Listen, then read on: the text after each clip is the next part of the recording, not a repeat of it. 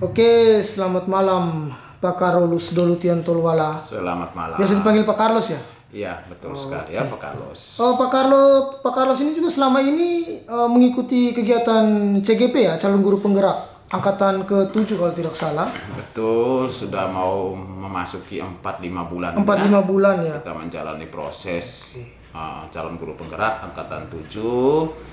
Ya baru calon ya, jadi kita mengikuti proses pendidikan semacam itu ya. Iya. Kami sudah melewati modul 1, kemudian sekarang sudah di posisi modul 2 ya, dengan posisi akhir di modul 2.3. Nah di modul 2 ini sebenarnya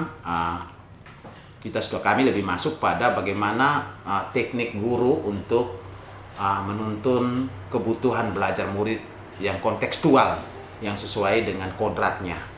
Sehingga di sini kami diberikan semacam pemahaman, pengalaman, belajar dari berbagai modul, mulai dari diri sampai dengan ruang kolaborasi dan aksi nyata, terkait dengan bagaimana pembelajaran berdiferensiasi yang mampu menuntun anak untuk tumbuh dan berkembang sesuai dengan kodratnya, sesuai dengan potensinya, seperti itu. Nah, di dalam pembelajaran berdiferensiasi ini yang uniknya itu adalah kita guru diberi jalan untuk bagaimana memvariasikan berbagai skenario pembelajaran sehingga mampu membawa anak sesuai dengan karakteristik, membawa anak sesuai dengan potensinya.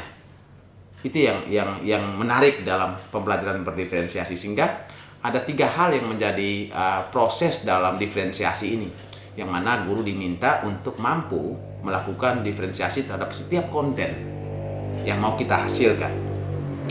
Konten ini berkaitan dengan media pembelajaran, terkait dengan materi pembelajaran, terkait dengan semacam rancangan pembelajaran yang bisa membawa kita pada sasaran tujuan pembelajaran yang bisa diterima oleh semua anak dengan keberagaman anak dalam kelas-kelas kita yang reguler. Dan di situ kita juga akan memperoleh pemahaman tentang bagaimana kita melakukan proses. Selain konten yang kita susun, kita rencanakan, maka harus diikuti dengan satu proses pembelajaran di kelas, kan seperti itu. Nah, proses ini juga kita harus memperhatikan dengan karakteristik anak yang beragam. Kita sesuaikan dengan porsi-porsi setiap anak. Tapi dengan catatan bahwa ada capaian pembelajaran yang bisa kita dapatkan di sana. Itu yang menjadi hal yang unik, menarik dan menantang untuk tugas seorang guru ketika berada dalam kelas sebagai seorang pemimpin pembelajaran di kelas. Lalu yang ketiga di modul 2.3 ini kami sudah mulai belajar lagi dengan trik coaching ya. Coaching juga itu yang membuat kami semakin semakin lebih kuat seperti itu ya, untuk bagaimana memiliki paradigma berpikir yang saling menguatkan, saling memberdayakan, paradigma yang mampu membantu diri kita sendiri maupun orang lain dalam satu proses kolaborasi, gitu ya. Itu yang kita namakan dengan coaching. Jadi ada semacam satu jembatan yang membawa kita pada suatu kemitraan dalam hubungan kerja yang memberdayakan. Itu yang kami belajar di proses coaching. Itu di modul 2.3. Jadi di modul 2 ini ada pembelajaran berdiferensiasi, ada pembelajaran sosial emosional, dan juga ada pembelajaran berbasis coaching gitu. Nah, yang menarik di PSE ini, Bung Carlos Karangora ya, yang menarik di pembelajaran PSE ini adalah bagaimana seorang pemimpin pembelajaran itu diberikan semacam nutrisi seperti itu, diberikan semacam suplemen obat dengan resep untuk bagaimana dia mampu memiliki kekuatan motivasi intrinsik, sehingga di situ kemudian seorang guru memiliki kemampuan kompetensi atau kemampuan baik secara sosial maupun dalam sisi emosional. Mungkin itu gambaran garis besarnya yang saya bisa perkenalkan untuk Pak Carlos Karangora ya malam hari ini. Bagus sekali ya Pak Carlos, terima kasih banyak soal gambaran umumnya tadi. Itu mungkin terkait ketertarikan materi keterampilan coaching dengan pembelajaran berdiferensiasi dan pembelajaran sosial emosional kalau tidak salah ya tadi. Betul. Gambaran umumnya itu ya. Gambaran umumnya. Saya coba mau bertanya ya. Mungkin ada beberapa pertanyaan yang ingin saya tanyakan. Mungkin pertanyaan pertama ini saya rasa bagaimana peran Anda sebagai seorang coach di sekolah, apalagi sekolah SMPK Frater Maumere ya, dan keterkaitannya dengan materi sebelumnya di paket modul 2 yang tadi kan Pak sudah jelaskan itu kan, yaitu pembelajaran berdiferensiasi dan pembelajaran sosial dan emosi. Ini pertanyaan yang tengah malam ya, ini bagi saya ya, hampir menjelang tengah malam di Iya, sudah malam. Ya, di angka 30 Maret ya. Iya. Jadi ini menarik sekali Bung Carlos Karangora ya. Sebenarnya bahwa coach dalam coaching, Iya. dan kemudian PSE serta pembelajaran berdiferensiasi. Ini sebenarnya yang pertama saya mau katakan bahwa ini bekal yang diberikan kepada sang guru untuk berguru dan membawa murid pada arah yang tepat, pada sasaran capaian hidupnya murid yang sesuai dengan kodrat yang murid miliki saat ini. Jadi ini bekal utama. Kenapa saya katakan bekal? Begini Bung Carlos, dalam coaching kita akan mengenal 3 aspek yang luar biasa. Yang pertama adalah seorang coach, yang kedua adalah seorang coachee, ya, dan juga yang proses mentransfer proses kegiatan ini yang kita sebut dengan coaching. Ya. Oh, iya. Jadi coaching itu proses dari coachee kepada coach ataupun timbal balik. Nah, itu yang disebut coaching ya. Coaching ya. Nah, jadi kalau dalam bahasa modul itu berbicara coaching itu sebenarnya sebuah proses kolaborasi. Iya. Kenapa kolaborasi? Karena coaching itu tidak bisa berjalan sendiri semacam refleksi. Kalau refleksi saya bisa lakukan secara mandiri, secara pribadi saya. Bisa juga kolaboratif, artinya saya meminta kesediaan Pak Carlos untuk memberikan penilaian terhadap saya. Tapi di dalam coaching itu memang permintaannya adalah harus kolaboratif. Apa maksud kolaboratif? Artinya bahwa ada proses antara lebih dari satu orang, antara saya dan Pak Carlos Karangora. Dengan tujuannya apa? Tujuannya adalah mencapai satu tujuan pada solusi yang mau kita cari secara bersama. Tetapi saya katakan, tidak ada satupun petunjuk yang diberikan oleh seorang coach kepada coachee melalui jawaban-jawaban dalam menemukan solusi. Artinya apa? Seorang coachee hanya diberikan pertanyaan yang memberdayakan dia untuk berpikir, dia untuk menemukan solusinya sendiri. Nah, coachee ini bisa saja seorang rekan sejawat kita sebagai seorang guru di sekolah ini, di SMP Katolik Frater Maumere, ataupun coachee ini juga bisa terjadi dalam satu proses pembelajaran yang terjadi di kelas.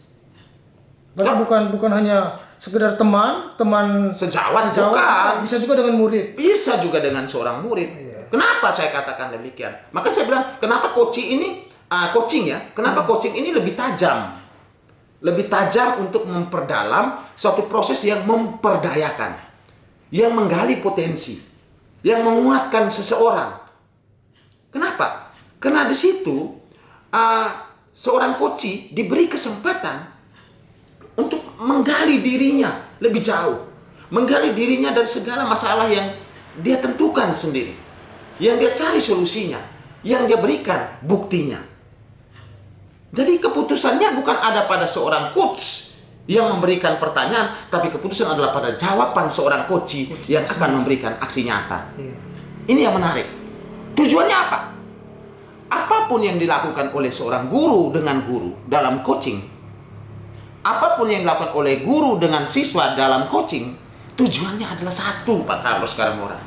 Menuntun murid tumbuh pada kodratnya. Membawa anak hidup sesuai dengan alur yang merdeka. Sesuai dengan keberagaman karakteristiknya. Dan juga satu hal, guru bisa memberi jalan keluar atas segala solusi, atas segala permasalahan yang ditemukan oleh anak. Kita bisa bantu anak dalam proses pembelajaran ketika anak mendapat kesulitan. Kita juga bisa membantu rekan sejawat kita ketika dia mengalami kesulitan. Nah, di sini posisi seorang coach yang Pak Carlos tanyakan tadi. Disitulah sebenarnya saya katakan bahwa inilah seorang pemimpin pembelajaran. Kenapa pemimpin pembelajaran?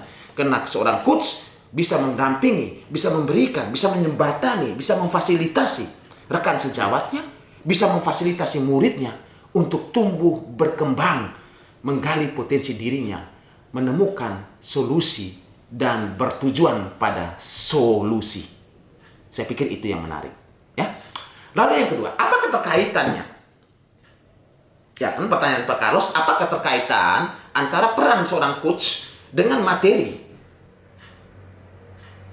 Materi di pembelajaran diferensiasi dan juga materi pada PSE. Oh iya. Karena tadi kan yang pertanyaan pertama tadi tentang itu ya. Ya, jadi pertanyaan pertama itu kan masih membawa itu ya. Artinya ini saya mengaitkan. Berarti langsung ya. Sebenarnya tadi saya ingin bertanya tadi, itu pertanyaan kedua saya. Jadi ini ini masih dalam konteks pertanyaannya Pak Carlos, karena Pak Carlos menanyakan keterkaitan. Maka saya harus menjelaskan keterkaitan. Jadi keterkaitan antara coach dengan pembelajaran berdiferensiasi. Keterkaitan antara coach dengan PSE. PSE itu pembelajaran sosial emosional ya. Emosional ya. PSE. Nah, yang pertama saya ambil dulu adalah coach dengan pembelajaran berdiferensiasi. Kenapa saya harus membawa pembelajaran berdiferensiasi? Apa yang dilakukan oleh seorang coach, dalam hal ini adalah seorang guru dalam pendidikan, dalam sebuah ekosistem pendidikan di lingkungan belajar SMP Frater Maumere, tujuannya sudah pasti bukan untuk bisnis tanah, bukan untuk bisnis atau bukan untuk masalah yang terjadi di lingkungan luar, bukan, no. Tapi ini adalah bagaimana memberdayakan ekosistem pendidikan yang produktif. Kepada siapa? Ya kepada guru sebagai seorang pemimpin pembelajaran dan kepada murid sebagai sasaran kita menuntun tumbuh kembangnya dia untuk tumbuh. Maka melalui coaching ini sebenarnya kita mampu membawa murid dan sekaligus membawa guru pada apa, Pak Carlos Carmora? Pada sebuah solusi untuk berpijak menuntun anak tumbuh, kembang, dan merdeka dalam pembelajaran. Saya yakin dari sekian banyak guru di SMP Frater Maumere ini, dan saya yakin dari sekian banyak guru di Kabupaten Sika ini, Nusa Tenggara Timur, bahkan Indonesia, pasti kita punya banyak sekali tantangan di dalam kelas. Kita juga punya masalah yang kita temukan antara kita sebagai seorang guru dengan anak-anak kita yang terjadi di kelas. Bukan hanya itu, Pak Carlos. Masalah ini juga bisa terjadi antara anak dengan anak. Lalu pertanyaannya, apa yang harus dilakukan oleh seorang guru? Apa yang bisa kita lakukan? Kenapa? Karena peran guru adalah pemimpin pembelajaran di kelas dan dia bertanggung jawab penuh selama dia berada di kelas. Selama dia berada di lingkungan sekolah. Maka apa yang harus kita lakukan? Kita bisa memberdayakan anak dengan sejuta masalah, anak dengan sejuta stresnya, anak dengan sejuta kesulitan-kesulitan yang dia miliki. Mari kita tuntun anak keluar dari masalahnya. Kita beri solusi melalui pertanyaan yang berbobot. Melalui pertanyaan yang bisa memberdayakan dia pada penemuan satu solusi. Itu yang penting, Pak Carlos. Begitupun juga seorang guru. Mungkin ada guru yang tiba-tiba mengalami kesulitan, stres terhadap kelas, stres terhadap anak saat pembelajaran. Apa yang bisa kita bantu? Kita bisa membantu para guru tersebut dengan apa? Dengan proses coaching. Tujuannya kita apa? Guru menemukan solusi untuk memberdayakan murid di kelas. Pembelajaran berdiferensiasi bisa tercapai. Anak merasa menikmati proses pembelajaran yang merdeka, sesuai dengan keberagaman dan karakteristik anak. Itu yang saya bilang ada keterkaitan dengan pembelajaran berdiferensiasi, Pak Carlos. Lalu pertanyaannya, apa hubungannya dengan PSE? Pembelajaran sosial emosional. Nah, kalau saya mau katakan, pembelajaran sosial emosional ini ada keterkaitan dengan sebuah bagi saya itu sebuah kekuatan nutrisi, obat, suplemen yang diberikan kepada guru, yang diberikan kepada murid. Jadi bukan hanya murid yang diberikan, tapi kita guru juga harus mendapat suplemen. Suplemennya apa? Suplemennya adalah 5 kompetensi sosial emosional.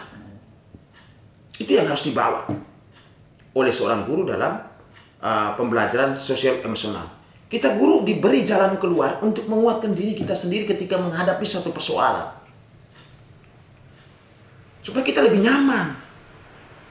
Kita lebih bertanggung jawab atas keputusan yang kita berikan. Kita memiliki satu komunikasi yang baik dalam sebuah keterampilan berrelasi.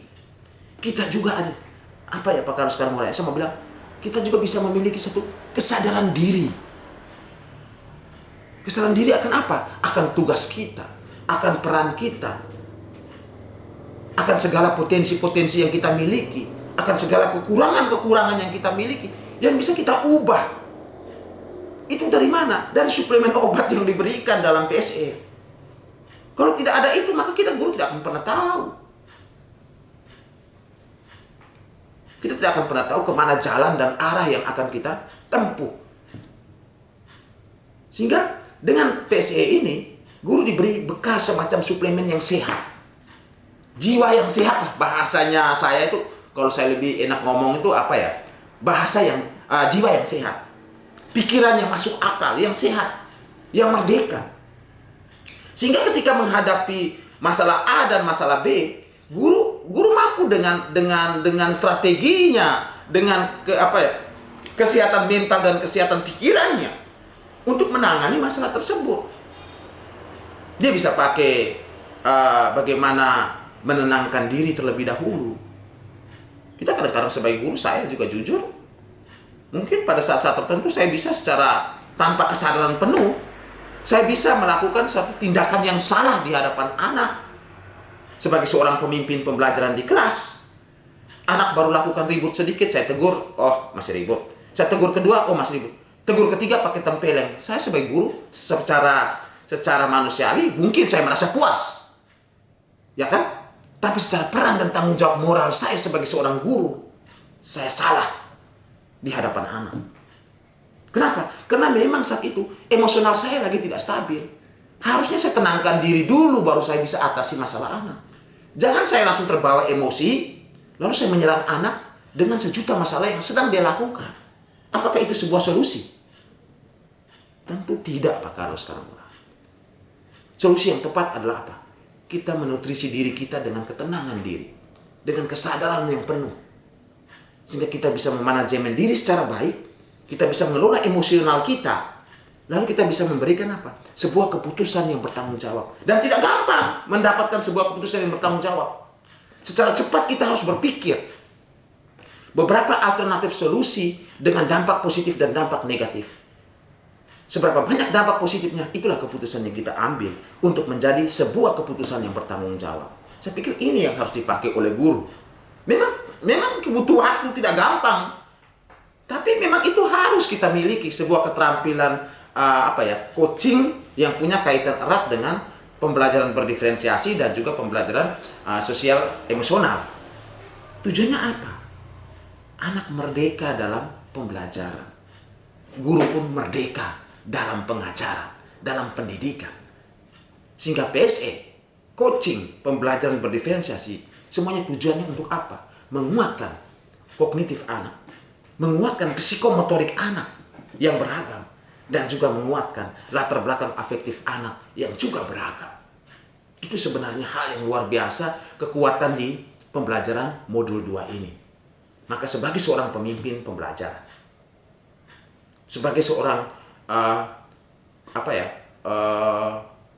coach bagi rekan sejawat, sebagai seorang mau saya bilang semacam seorang manajer dalam kelas, kita harus mampu menyetir kelas dengan keberagaman penumpang kita agar dia tiba di tujuannya yang diinginkan sesuai dengan tujuan dan tata protokoler yang kita miliki dalam akademis kita.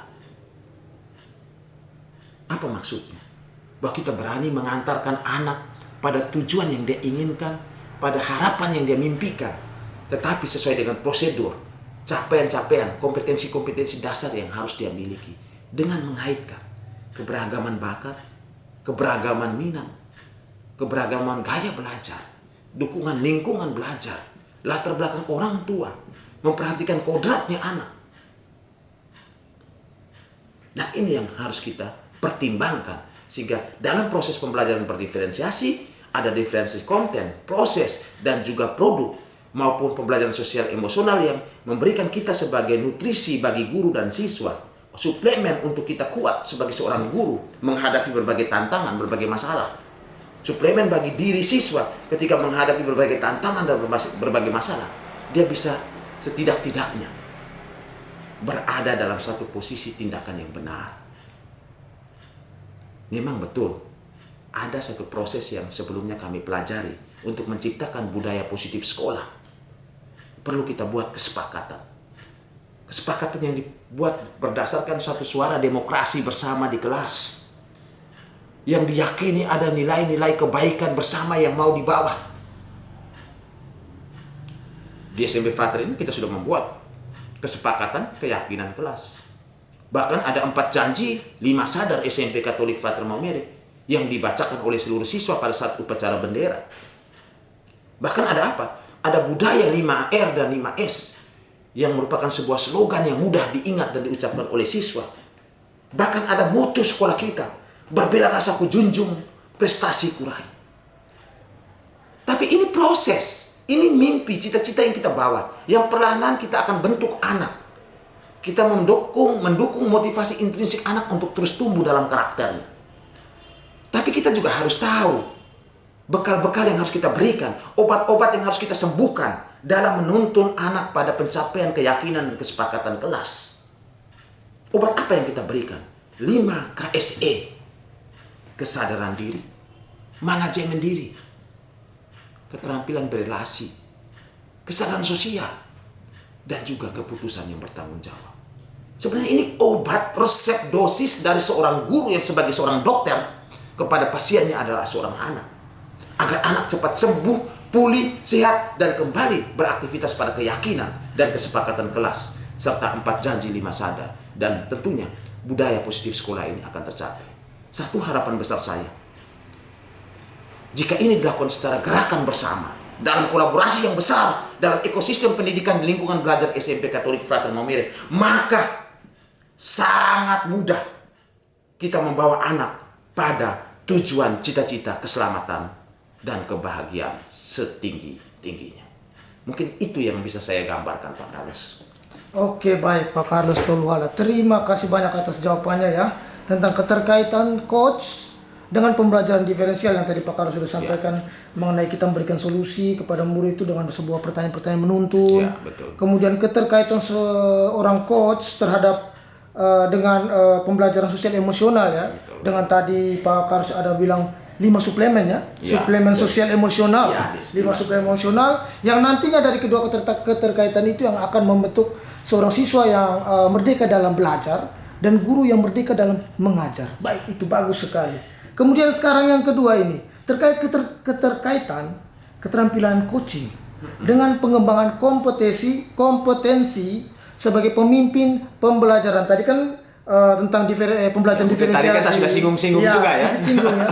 Nah, tapi ini tentang coaching dan dengan pengembangan kompetensi sebagai pemimpin pembelajaran itu menurut Pak Carlos itu bagaimana keterkaitannya itu? Ya, seperti yang saya katakan tadi ya, bahwa pembelajaran dalam sisi coaching, strategi coaching sebagai sebuah kegiatan yang memberdayakan guru dan murid di kelas dengan pembelajaran dengan kompetensi keprofesionalan guru ya, sebagai pemimpin pembelajaran ya, maksudnya sebagai pemimpin pembelajaran. Memang ada kaitan sekali antara coaching dengan pemimpin pembelajaran. Saya coba mau merefleksikan kembali terkait dengan peran seorang guru. Peran seorang guru saya cukup ambil 2 saja. Yang perlu kita ingat untuk mengaitkan pertanyaan yang bagi saya ya tidak mudah juga untuk dijawab oleh luar biasa ini Pak. Kalau sekarang Ora ini seorang calon CGP mungkin di angkatan 11 atau 12, tapi dia sudah cukup banyak ya, mungkin sering bersama dalam diskusi-diskusi. Jadi saya mau katakan begini Pak Carlos sekarang Ora. Dalam peran guru itu ada 2 hal yang saya mau angkat terkait dengan coach ini atau coach ini atau dalam proses coaching ini. Ya, proses coaching. Bahwa peran guru yang pertama adalah kita harus melihat diri kita adalah seorang pemimpin pembelajaran di kelas. Tidak ada pemimpin lain yang melakukan pembelajaran di kelas selain seorang guru. Yang punya tanggung jawab penuh secara sistematis, secara teratur dan terukur dengan penilaian yang efektif. Ada diagnosis awalnya. Ya kan gitu kan? Nah, yang membantu guru untuk menentukan diferensiasi terhadap konten.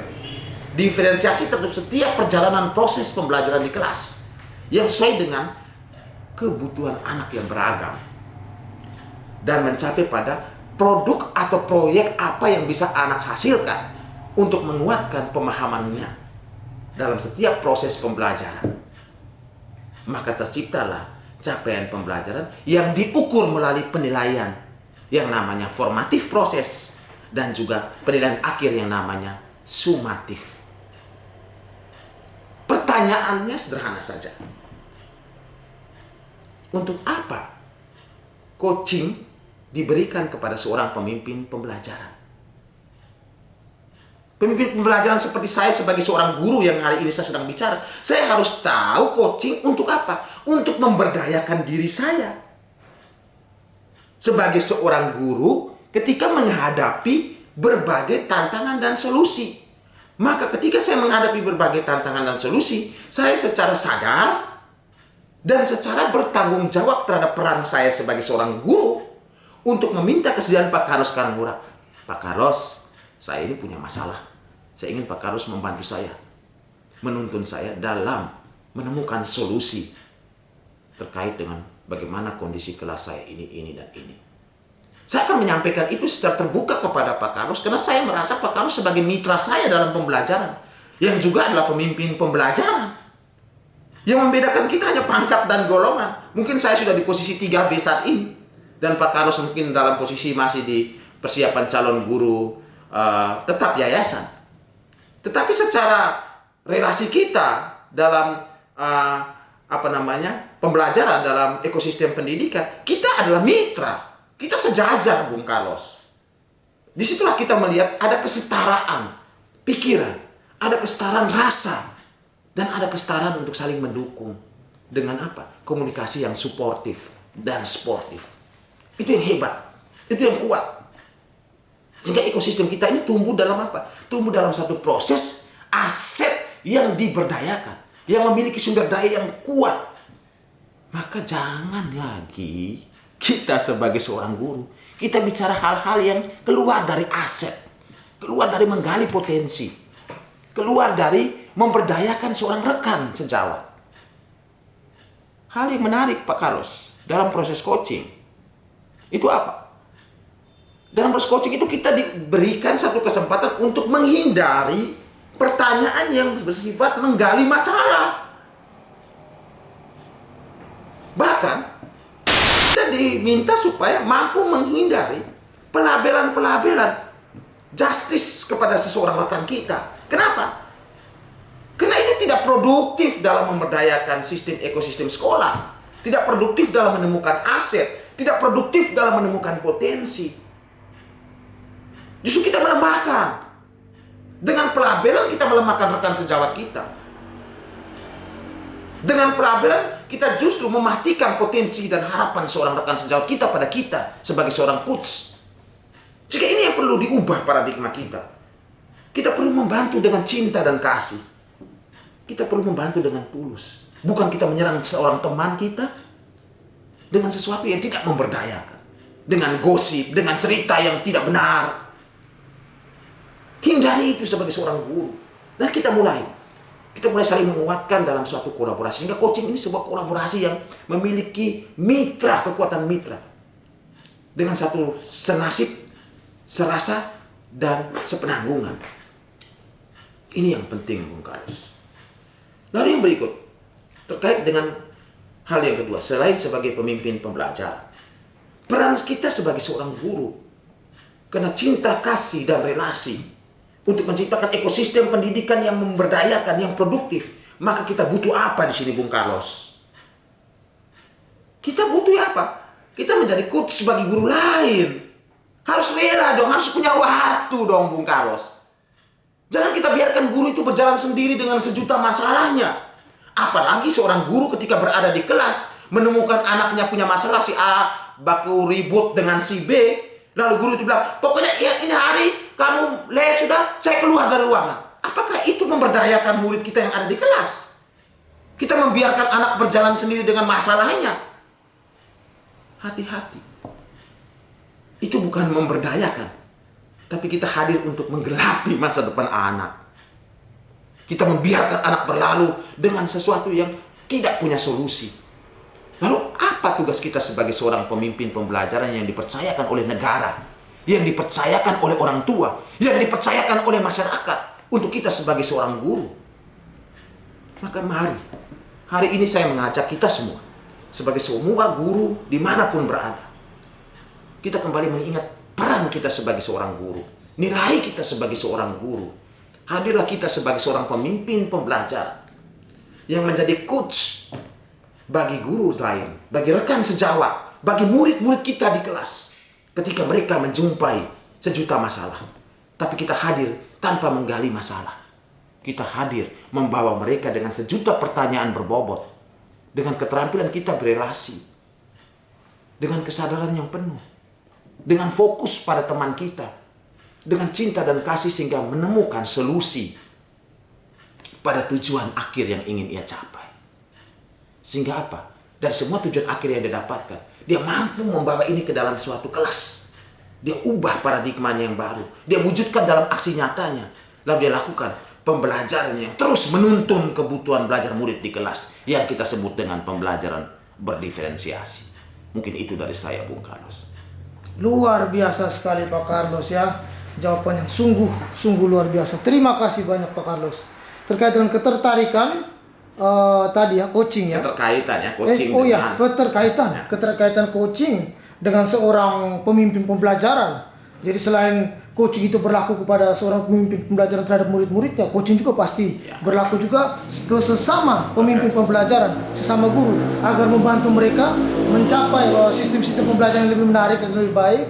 Tanpa dalam coaching itu juga kan tadi Pak Carlos bilang ada sedikit memberikan pertanyaan-pertanyaan yang berbobot ya. Yang mampu menggali potensi, tanpa melabel, tanpa menjustis, tanpa mencari kesalahan dari rekan kita, tanpa juga memberikan penyelesaian masalah tadi. Iya, kita tidak bisa memberikan penyelesaian masalah. Itu bagus sekali ya. Karena kalau kita memberikan penyelesaian masalah, maka posisi kita kita akan sama dengan seorang mentor. Iya. Kita akan sama dengan seorang konsultan. Iya, benar. Kita akan sama dengan seorang konseling. Iya. Jadi biarkan seorang narasumber, kan gitu. Ya, jadi biarkan teman sejawat kita yang mendapatkan sendiri solusinya ya.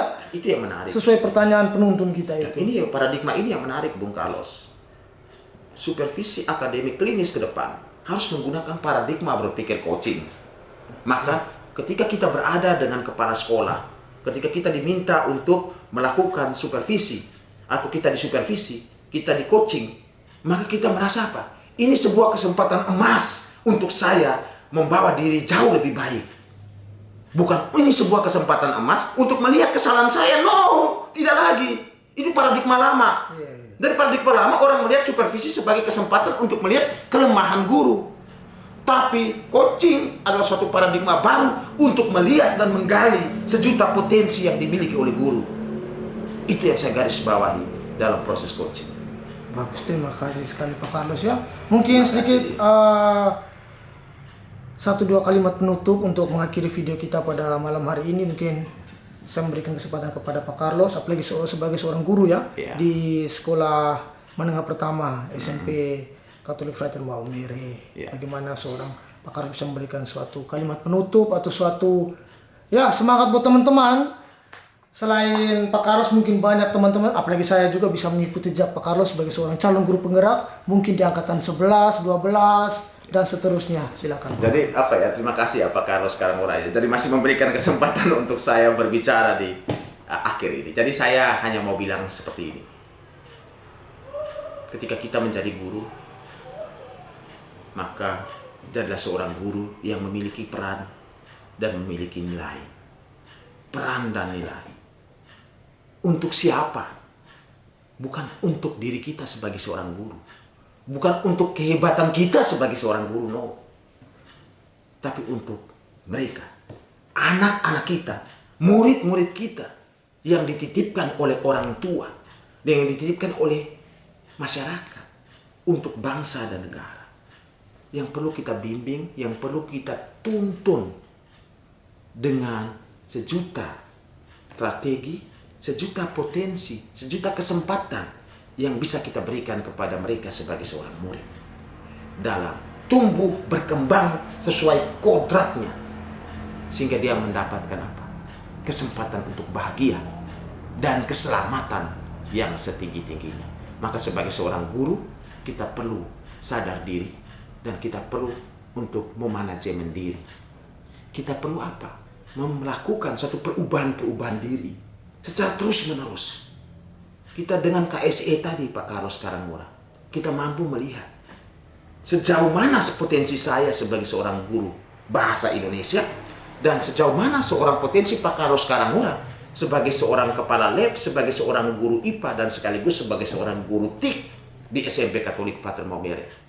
Saya pikir Pak Carlos Karangura bisa menggali itu dan bisa meningkatkan kapasitas, daya pacu, ruang gerak Pak Carlos untuk terus melakukan suatu perubahan-perubahan yang terjadi di kelas. Seperti yang saya katakan, bahwa memang bukan berarti bahwa saya yang berbicara saat ini, semua proses di kelas saya bisa atasi. Saya juga dalam tahapan pembenahan diri, dalam tahapan untuk menikmati perjalanan saya sebagai seorang guru yang memiliki peran dan nilai. Seorang guru yang melakukan terus pembelajaran yang menuntun tumbuh kembangnya murid dengan strategi diferensiasi. Saya punya resep obat melalui apa? Melalui 5 KSE. Dan saya bawa anak pada satu proses coaching ketika mereka mendapatkan sejuta masalah.